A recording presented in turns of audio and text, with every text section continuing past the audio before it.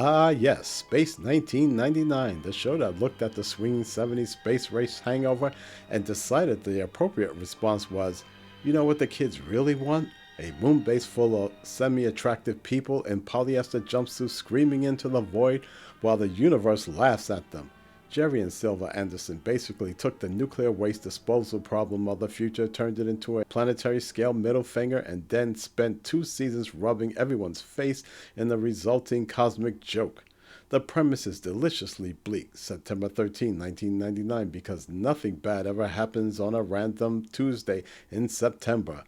Earth's stockpile of glowing garbage achieves critical whoops and yeets the entire moon out of orbit at several hundred miles per hour.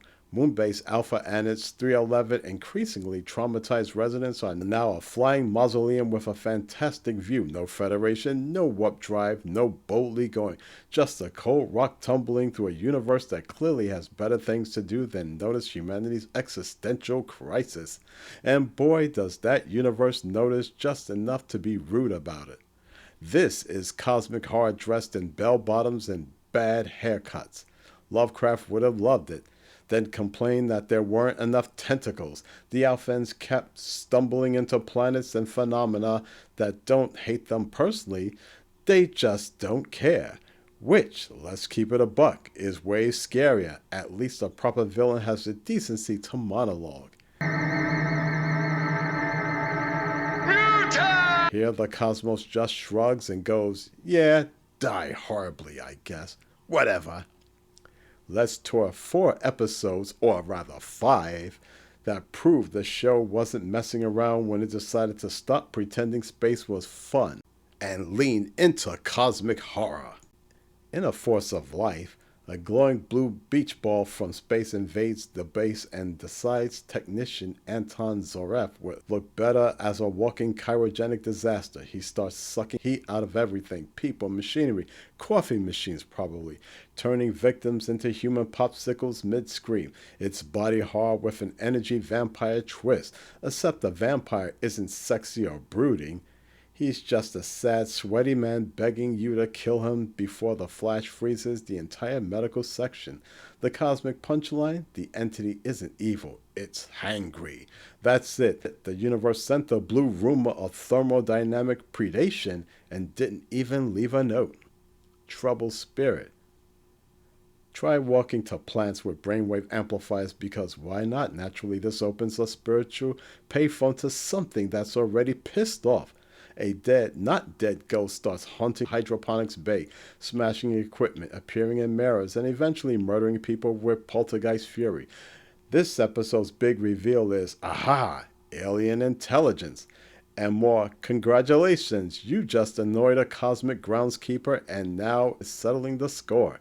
Human curiosity doesn't get rewarded, it gets you strangled by invisible resentment. Classic. Death's other dominion is Space 1999 serving up the bleakest. Be careful what you wish for a fable since the last time someone drank from the young glowing fountain. The moon drifts to a frozen rock called Ultima Thule because nothing screams vacation spot like a name that literally means edge of the world. The Alphans land and find the lost Earth expedition from centuries ago still kicking. These expatriates look great. No wrinkles, perfect hair, well, for the most part, living in a cozy ice palace with endless food, warmth, and 0 bills. They've been immortal for over 888 years thanks to a local serum. They're all smiles, offering the Alphans a sip of the good stuff so everyone can join the eternal party. Commander Koenig's sideburns practically switch with suspicion, but who wouldn't be tempted? No aging, no death, just chill vibes on an ice cube forever. Except the dissidents, because of course there are dissidents, quietly pull Koenig aside and spill the tea. Immortality isn't free, because the sun preserves the body but fries the brain. These immortals are regressing, mentally devolving into childlike animalistic wrecks. This episode's horror isn't the cold or the isolation, it's the mirror held up to the Alphan's own desperation.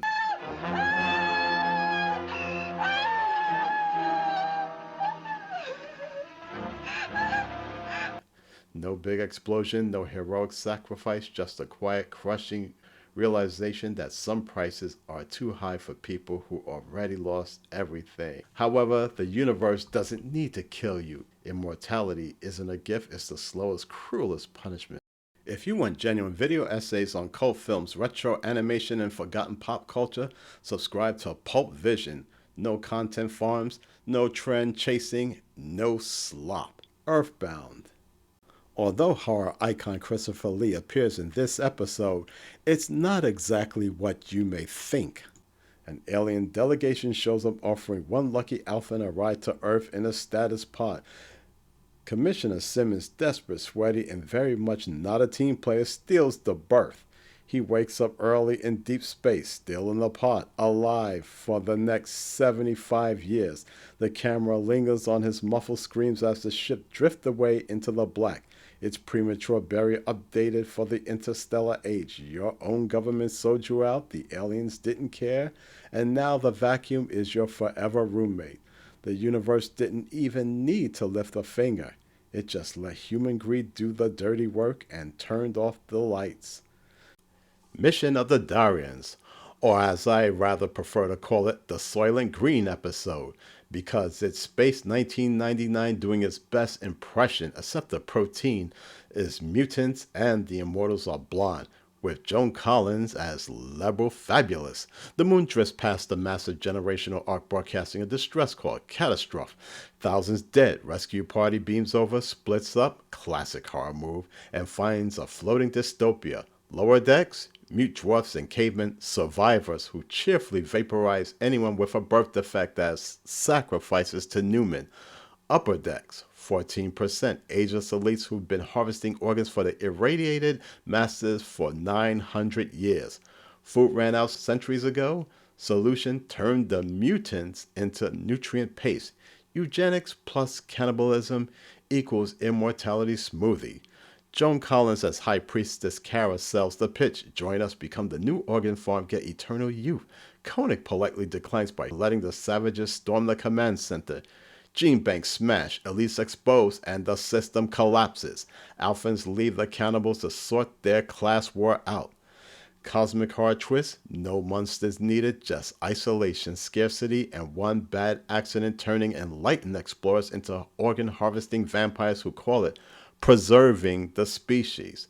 The universe doesn't judge, it just lets the rot happen. Peak 1999 grimness.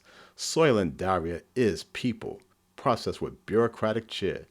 Sweet dreams, Alphan, because your next protein wafer might have feelings.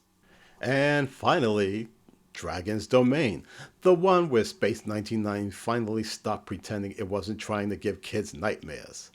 Oh look, it's another episode where the universe decides to flex its I don't give a damn about your fragile human psyche muscles.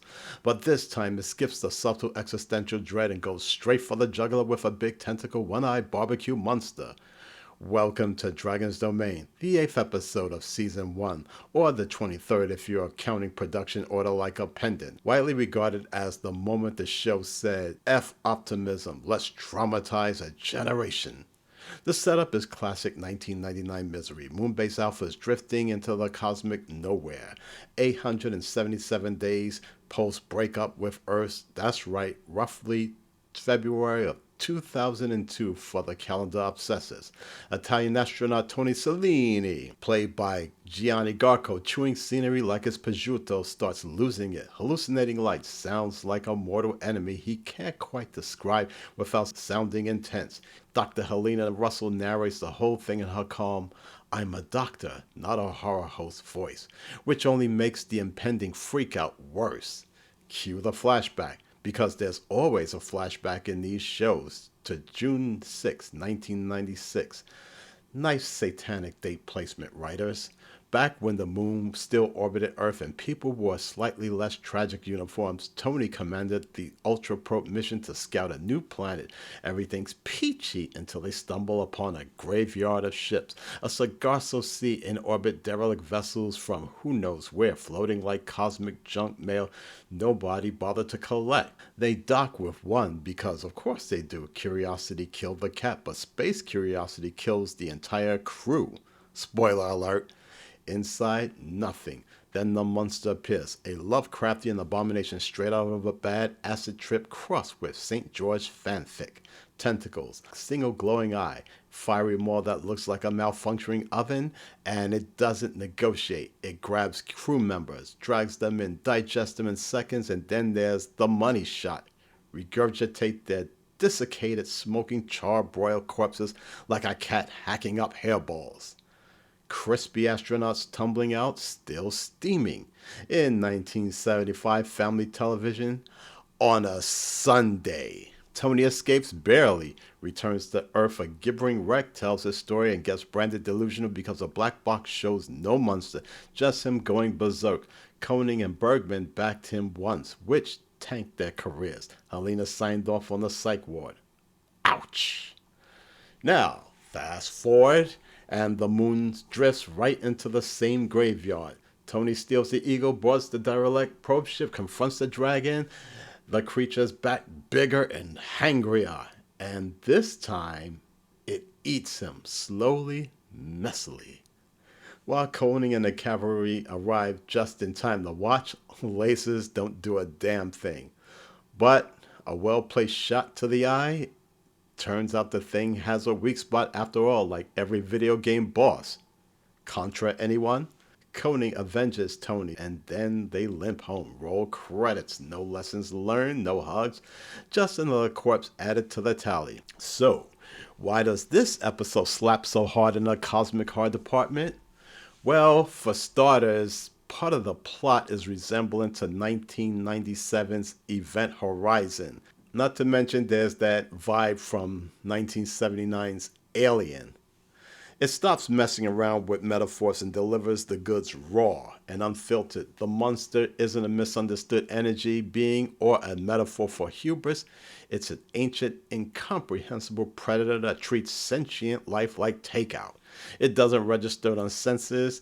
It phases in and out. That's straight up Lovecraft, an elder thing from beyond, indifferent and insatiable, reducing humanity to snack bars. In the grand Space 1999 tradition, it's also a spiteful little morality play. Tony's vindicated posthumously. The authorities who dismissed him look foolish, of course, but the universe, again, doesn't care about justice or closure. It just keeps drifting, waiting for the next fool to dock with the wrong derelict.